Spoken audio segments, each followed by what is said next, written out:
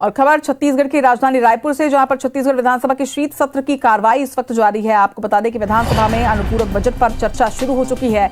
BJP विधायक अजय चंद्राकर का कहना है कि कांग्रेस के 5 साल के बजट और हमारे बजट में बेहद अंतर है। हमारा बजट मोदी जी की गारंटी का बजट है, उन्होंने ये कहा। वहीं कांग्रेस का बजट एटीएम का बजट होता था। तो साफ तौर पर कांग्रेस पर तंज कसते हुए अजय चंद्राकर का एक बड़ा बयान सामने आया है। आपको ये भी जानकारी दे दें कि विधानसभा की कार्रवाई का आज आखिरी दिन है। विधानसभा का शीतकालीन सत्र जो कि जारी है, उस पर आज अनुपूरक बजट पर चर्चा हुई और अनुपूरक बजट पर चर्चा के दौरान बीजेपी के कुरुद विधायक अजय चंद्राकर ने एक बड़ा बयान दिया है और कहा है कि कांग्रेस का बजट एटीएम का बजट होता था, हमारा बजट मोदी की गारंटी का बजट है।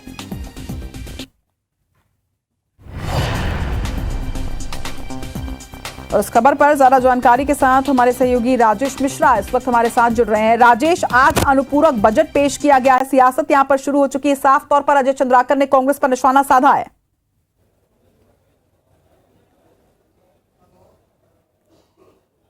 जी बिल्कुल, अगर हम बात करें तो आज छत्तीसगढ़ विधानसभा के शीतकालीन सत्र का तीसरा दिन था और जैसे हमने सुबह आशंका जाहिर की थी कि आज हंगामा होगा और वो हंगामा आज शुरुआत से ही देखने को मिला।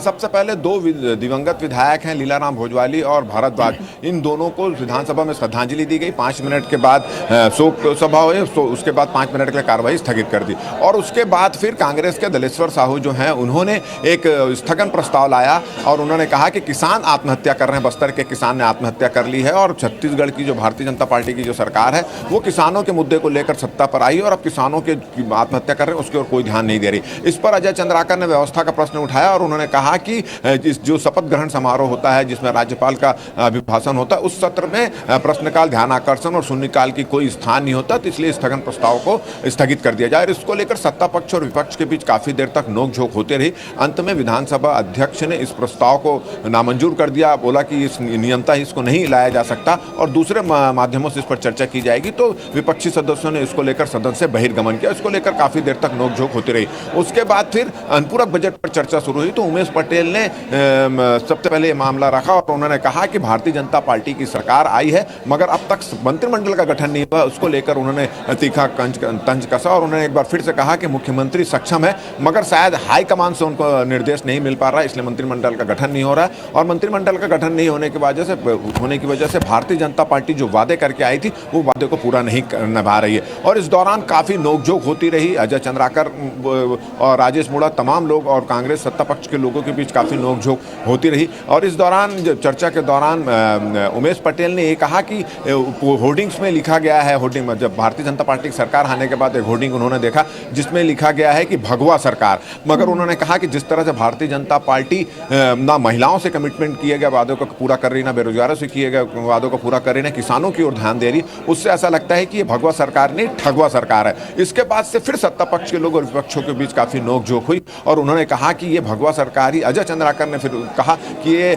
भगवा सरकार है और ये मोदी की गारंटी की सरकार है, उनकी तरह जो एटीएम की सरकार नहीं। तो अनुपूरक बजट के दौरान भी काफी देर तक सत्ता पक्ष और विपक्ष के बीच नोकझोंक देखने को मिली। जब भारतीय जनता पार्टी के वरिष्ठ विधायक अजय चंद्राकर अनुपूरक बजट पर चर्चा के लिए उठे तो उन्होंने कहा, बीरनपुर का मामला उठाया, नारायणपुर जो धर्मांतरण का मामला हुआ था, धर्मांतरण के दौरान जो भारतीय जनता पार्टी के नेताओं को जेल भेज दिया गया था वो वाला मामला उठाया, जीरम का मामला उठाया, इन तमाम मामले उठाए और उन्होंने कहा कि जीरम जो कांड हुआ था उसके जो प्रताड़ित हैं ईश्वर साहू वो विधायक बनकर आए हैं और उन्होंने कहा कि अब मुख्यमंत्री से उन्होंने मांग की सीधा कि बीरनपुर कांड और धर्मांतरण का जो कांड मामला हुआ था उनकी सीबीआई जांच कराई जानी चाहिए, सीबीआई को यहाँ पे एंट्री देना चाहिए, उनकी सीबीआई जांच करानी चाहिए। तो अभी भी अगर हम बोले तो अनुपूरक बजट को लेकर चर्चा जारी है और चर्चा के दौरान सत्ता पक्ष और विपक्ष के बीच काफी नोकझोंक की स्थिति बनी और देखने को भी मिली। जी, तमाम जानकारी के लिए आपका बहुत बहुत शुक्रिया राजेश।